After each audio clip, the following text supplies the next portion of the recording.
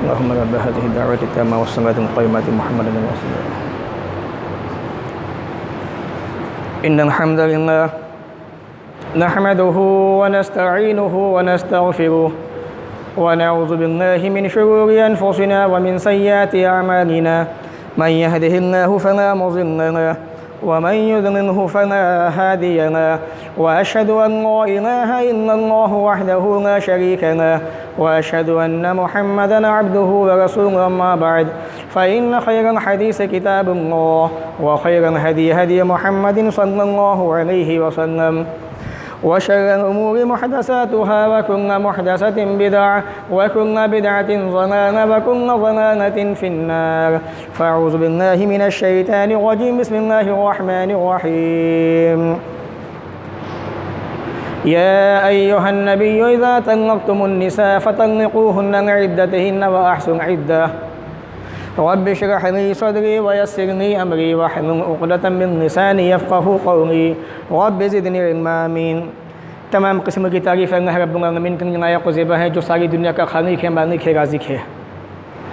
बादहू दरूद व सलाम नाज़िल तमाम अम्बिया पर, तमाम नबियों पर, ख़ासतौर से अल्लाह के आखिरी नबी प्यारे नबी जनाब मुहम्मद रसूलुल्लाह सल्लल्लाहु अलैहि व अला आलिहि व अस्हाबिहि वसल्लम पर अल्लाहुम्मा सल्लि व सल्लिम व बारिक अलैहि।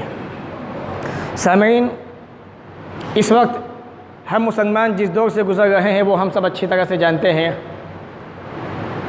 इस वक्त तमाम मुसलमानों को सारी चीज़ों से कट के एक अल्लाह की तरफ आने की ज़रूरत है। कुरान और हदीस को अपनी ज़िंदगी में लाने की ज़रूरत है, क्योंकि इंशाअल्लाह ये हमारा यकीन और ईमान है, जिस दिन किताब और सुन्नत हमारी ज़िंदगी में आ गई, सारी मुसीबतें, सारी परेशानियाँ ख़त्म हो जाएंगी। हम सब इस वक्त जिस दौर से गुज़र रहे हैं वो दौर हमारे सामने है, और ऐसे मुसीबत और परेशानी के वक्त के अंदर चंद चीज़ें ऐसी हैं जो बार बार हमारे सामने आती रहती हैं। उन्हीं चंद बातों के अंदर से एक परेशानी वाला मसला, एक बड़ी दिक्कतें खड़ा कर देने वाला मसला आवाम के सामने तलाक़ का मसला है। हालांकि हालात और वक्त को देखते हुए मुनासिब नहीं है कि इस तरह के मौजू उठाए जाएं, इस तरह की बातें की जाए, लेकिन चूँकि जहाँ तक मैंने महसूस किया है, मैं समझ रहा हूँ, जब से लॉकडाउन हुआ है, पहले भी होता रहा है और अब तक इतनी तलाक़ें वाक़ई हो गई हैं, शायद मुसलमान को सिर्फ यही काम बाकी है बस कि जब चाहा गुस्सा आया और वो गुस्सा बीवी पर उतार दिया। एक बात मेरी समझ से बाहर है, जो अक्सर मैं भाइयों से कहता भी हूँ, जो मेरे पास आता है फतवा लेने के लिए, कि जब आपको गुस्सा आता है तो आपका गुस्सा बीवी पे ही क्यों उतरता है? शराब पी रखी थी, माँ का ख्याल नहीं है शराब पीने के बाद, बाप का पता नहीं है, नमाज की पता नहीं है, लेकिन बीवी का पता है कि मेरी बीवी है, तलाक़ उसी को देना है मुझे। ये सब बदमाशियाँ समाज में हो गई हैं, और जहाँ उम्मत मुस्लिमा मुसलमान इतने परेशान हैं दूसरे मसाइल को लेके, वहीं पे इस मसले को लेके मजाक हो गई हैं मुसलमानों के साथ में। फ़िलहाल 6 दिन के अंदर 4 मसले मेरे पास इसी मस्जिद में आ चुके हैं तलाक़ के। हालांकि 1 साल के अंदर कुछ नहीं पता कितने आ चुके। अभी की बात बता रहा हूँ मैं। बात क्या थी, फ़ोन पे बात हो रही थी, बातों बातों में गुस्सा आ गया, बीवी को तलाक़ दे दी। गुस्सा आया था तो औज़ु बिल्लाह क्यों नहीं पड़ गया, अल्लाह की पनाह क्यों नहीं मांगी शैतान से, लेकिन वजह क्या है, बस जब हमें गुस्सा आता है तो हम गुस्सा अपना बीवी पर उतारते हैं। ये किसी भी तरह से मुनासिब नहीं है। दूसरी सबसे बड़ी वजह, तलाक़ होने के बाद उम्मत का एक बहुत बड़ा पढ़ा लिखा तबका, जिसे हम उम्मा के नाम से जानते हैं, मुफ्ती के नाम से जानते हैं, कारी के नाम से जानते हैं, सबसे परेशानी वाला मसला यहाँ अटकता है। जैसे तलाक़ होती है, तलाक़ होने के बाद मुफ्ती साहब आते हैं, कारी साहब आते हैं, जिन्हें किताब और सुन्नत का पता ही नहीं, बस हाफिज़ कुरान बन गए, कुरान को पढ़ना अच्छी तरह समझ लिया, और जैसे पता चला कि फ़लाँ साहब ने अपनी बीवी को तलाक़ दे दिए, अब या तो हराना करवाओ उनसे, वो इस ताक में बैठे रहते हैं। जिस तरह से जंगल में शेर अपने शिकार की ताक में बैठा रहता है, इसी तरह से अल्लाह की कसम आज के ये झोंगा छाप जिसे कहते हैं, जिनके पास दीन का इल्म नहीं है, किताब और सुन्नत का इल्म नहीं है, इनकी वजह से मुस्लिम समाज की बदनामी हो गई है, इस्लाम की बदनामी हो गई है। ये इस ताक में रहते हैं कि बस तलाक़ हो और वो सामने वाला उसकी बीवी हमारी शिकार बन जाए बस। आज ये कंडीशन है हमारे सामने है, जबकि मुसलमान कितना परेशान है। हालतें किया हमारे सामने है, इसका किसी को एहसास नहीं है। अभी हाल ही में जब ये तलाक का मसला हुआ तो इसी तरह से एक साहब थे, उन्होंने फ़ौरन जिस साहब ने अपनी बीवी को तलाक दी थी उसकी बीवी का बिस्तर बनाया कि जाओ अपने घर तुम, अब तुम्हें यहाँ रहने की गुंजाइश नहीं है। ये समाज के अंदर इतना बड़ा जुल्म हो गया है, उम्मा भी खामोश है, मुफ्ती भी खामोश है, और सबसे बड़ी बात यह है कि आवाम जो सबसे ताकतवर चीज़ होती है वो भी खामोश बैठी हुई है। अब आइए चलते हैं कुरान की तरफ। क्या तलाक होने के बाद औरत वाकई अपने में की जाएगी या कहाँ रहेगी? क्या तलाक की सूरत क्या है? तलाक होने के बाद क्या शोहर को वजू का हासिल होता है? नहीं। क्या हलाने की इस्लाम में कोई सूरत है कि नहीं है? क्या 3 तलाक देने से मियाँ बीवी दोनों जुदा हो जाते हैं? ये सारे मसले उम्मत को बड़े परेशान करने वाले हैं। और एक आम आदमी, सीधा साधा आदमी जिसकी ज़िंदगी सुकून से गुजर रही होती है, जब कभी कभी ये हादसा उसके साथ में होता है तो अल्लाह की कसम ऐसे लोगों की जो हलाने के शौकीन हो चुके हैं, जिनकी आदत बन चुकी है हलाना करना, वो दरवाज़ों पे चक्कर लगाते रहते हैं और ये ऐलान करवा देते हैं कि अब ये तुम्हारी बीवी नहीं है जब तक हलाना ना हो इसका।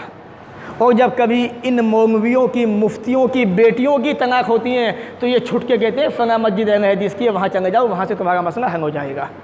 जब दूसरे की बेटी की तलाक होती है तो ये उसको निशाना बनाते हैं, उसको अपना शिकार बनाते हैं, जबकि इस्लाम के अंदर ये हरामकारी है, ये ज़िनाकारी है। अल्लाह रब्बुल आलमीन कुरान मजीद में फरमाता है, कुरान को पढ़िए, अगर अपनी ज़िंदगियों को सुकून वाला बनाना चाहते हो, ये चाहते हो कि समाज और मुआशरे से ये गंदगियाँ ख़त्म हो जाएँ, ये मसाइल ख़त्म हो जाए, तो किताब और सुन्नत को ज़िंदगी में लाइए। सूरह तलाक सूरह नंबर 65 आयत नंबर 1 और 2 पढ़िए आप। या अय्युहन नबी इज़ा तल्लक़्तुमुन्निसा फ़तल्लिक़ूहुन्ना इद्दतहिन्ना वअहसिनु इद्दा वत्तक़ुल्लाह रब्बकुम ला तुख़रिजूहुन्ना मिन बुयूतिहिन्ना। ये असल पॉइंट है खुतबे का। औरत का तलाक होने के बाद असल पॉइंट अल्लाह ने बयान किया कुरान मजीद के अंदर, ए नबी जब अपनी औरतों को तलाक दो उनकी इद्दत को शुमार करो, अल्लाह ताला से डरते हो जो तुम सब का रब है।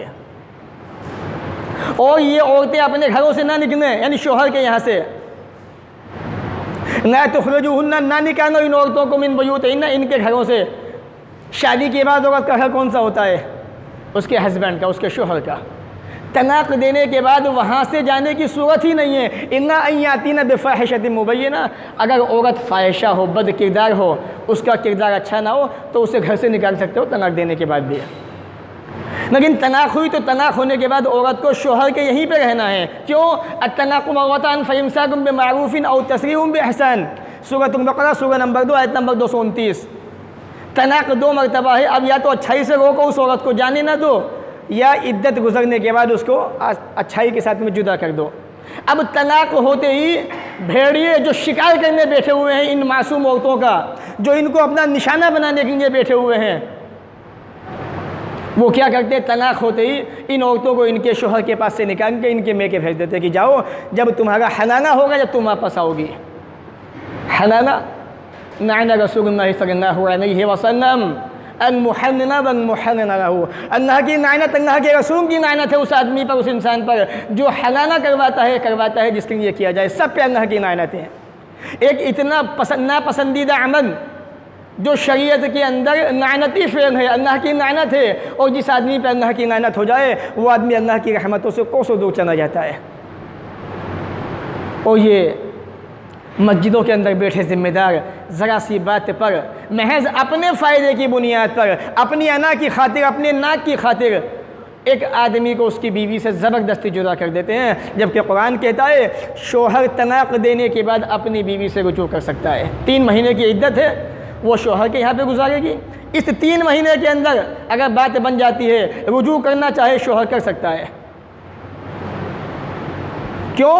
क्योंकि तलाक औरत की इद्दत कितनी है? 3 महीने। औरत तलाक इद्दत कहाँ गुजारेगी? शोहर के यहाँ पे। वल मुतल्लक़ातु यतरब्बस्ना बिअन्फुसिहिन्ना सलासata क़ुरू, सूरह बक़रा सूरह नंबर 2 आयत नंबर 228। जिन औरतों को तलाक दे दी जाए उनकी इद्दत 3 महीने है। अगर अल्लाह फरमाता है वबउलतहुन्ना अहक़्क़ु बिरद्दिहिन्ना, और शोहर ज़्यादा हक़दार हैं इस बात के कि वो अपनी बीवी से रुजू कर सकता है। जब कुरान ने ये इख्तियार शोहर को दे दिया तो किसी इंसान को, चाहे वो आम आदमी हो, ख़ास आदमी हो, मौलवी हो, मुफ्ती हो, ज़िम्मेदार हो कहीं का, उसे ये अथॉरिटी नहीं है, उसे ये इख्तियार बाकी ही नहीं है कि वो किसी शोहर को उसकी बीवी से जुदा कर दे। जब अल्लाह का रसूल ने नहीं किया तो हमारी तुम्हारी क्या हैसियत है। तो तलाक देने के बाद शोहर हकदार है अपनी बीवी को वापस करने का, वापस लाने का। ये शरई मसला है, शरीयत का कानून है ये। लेकिन अगर 3 महीने के अंदर इद्दत हुई 3 महीने की और मियाँ बीवी में बात नहीं बनी, अब शोहर अपने घर पे, बीवी अपने घर पे, इद्दत ख़त्म, रुजू नहीं हुआ, लेकिन कभी बाई चांस दोनों के दिन में ख्याल आया फिर से दोबारा से कि हमसे गलती हुई है और हम दोनों दोबारा से मियाँ बीवी बनना चाहते हैं, तो क्या दोबारा मियाँ बीवी बन सकते हैं? नहीं। सूरह बकरा सूरह नंबर 2 आयत नंबर 232। अफसोस है वो मुअज़्ज़ज़ थे ज़माने में मुसलमान होकर, हम ख्वार हुए तारीक़ कुरान होकर, हमने कुरान को बिल्कुल छोड़ दिया। जुमा का दिन है, अगर ये पूछा जाए कि सूरह कहफ किसने पढ़ी है, शायद इन्ना माशाअल्लाह। ये हमारी हालत है, इसको चेंज कीजिए, बदलिए थोड़ा, अपनी चेंजिंग आइए अपनी ज़िंदगी में। कब तक किताब और सुन्नत की मुखालफत करते रहोगे? कब तक अल्लाह रसूल की नहीं मानोगे? कब तक नहीं मानोगे? जाना उसी के पास है, छुटकारा नहीं है। नमाज़ें पढ़ोगे तुम्हें फ़ायदा मिलेगा, कुरान पढ़ोगे ज़िंदगी तुम्हारी चेंज होगी, अच्छे काम करोगे फ़ायदा तुम्हारा होना है, नहीं करोगे तो नुकसान भी तुम्हारा है। लेकिन अगर तुम्हारी वजह से कोई आदमी बुरा काम करना शुरू कर दिया तुम्हें देखकर, उसकी बुराई का वबाल भी तुम पे आने वाला है। अल्लाह ने कहा सूरह माइदा के अंदर, फ़हल अंतुम मुंतहून, क्या बाज नहीं आओगे अभी अल्लाह के डर से? क्या बाज नहीं आओगे? मानोगे नहीं, सुधरोगे नहीं, अल्लाह की तरफ नहीं आओगे, रसूल की बात नहीं मानोगे? अल्लाह बार बार ये बात कह रहा है। तो थोड़ा अपने नफ्स को झिझोड़िए, अल्लाह की तरफ आइए, रसूल की तरफ आइए, यही हक रास्ता है, सीधा रास्ता है ये।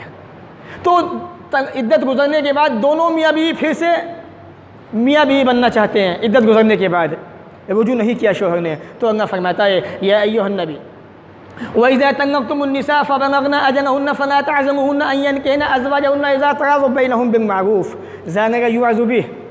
सूरह बकरा सूरह नंबर 2 आयत नंबर 232 है कि जब तुम अपनी औरतों को तलाक़ दे दो, फिर उनकी इद्दत गुजर जाए, इद्दत के अंदर तुमने रुजू नहीं किया 3 महीने के अंदर, अब औरत अपने घर पे, तुम अपने घर पे, लेकिन दोबारा से ये दोनों मर्द औरत मियाँ बीवी बनना चाहते हैं।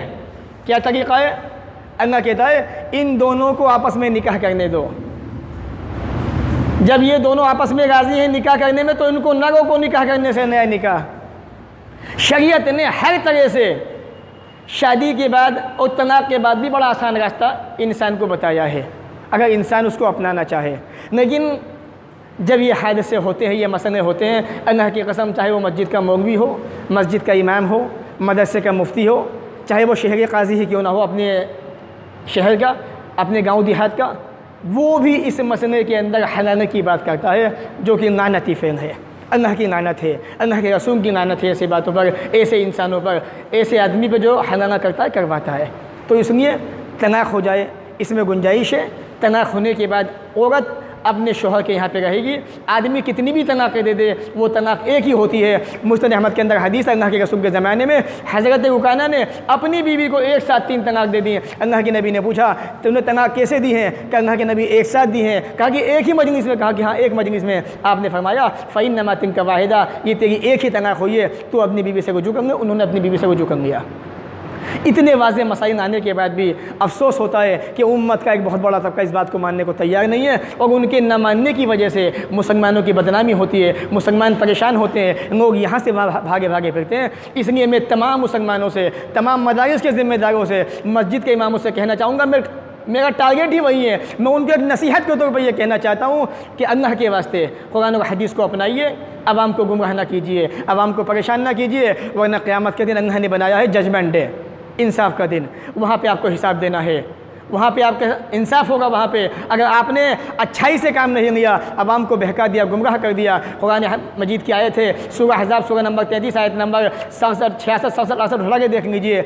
आवाम कहेंगे ए अल्लाह, यही वो हमारे बड़े थे, यही हमारे मौलवी थे, इन्होंने हमें बहका दिया, गुमराह कर दिया। अल्लाह हमें इतनी ताकत दे, हम इनको अपने पैरों से रौंद दें, इन्हें दोगुना अज़ाब दे।